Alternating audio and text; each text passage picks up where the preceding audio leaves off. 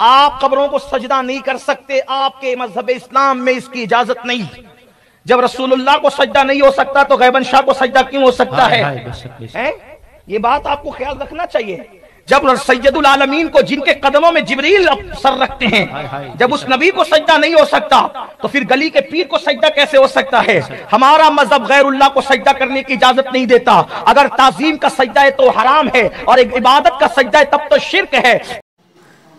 السلام علیکم ورحمۃ اللہ وبرکاتہ۔ محمد امتیاز پلامی، معزز ناظرین، بریلی مذہب سے تعلق رکھنے والا خطیب امین القادری، دیکھیں کہ ابھی کس طریقے سے ڈینگے مار رہے تھے، لمبی لمبی ڈینگے مار رہے تھے کہ مزاروں پر سجدہ کرنا شرک ہے اگر عبادت کے ارادے سے ہو، اور اگر تعظیم کے ارادے سے ہو تو حرام ہے۔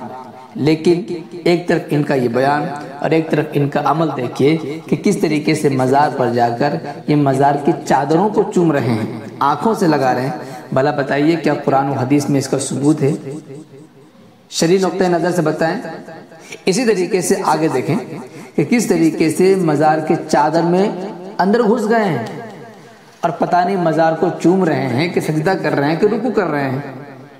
ایک طرف تو ان کا یہ بیان کہ ایسا کرنا حرام ہے، شرک ہے، غلط ہے، ناجائز ہے، اور دوسری طرف وہ خود کام کر رہے ہیں۔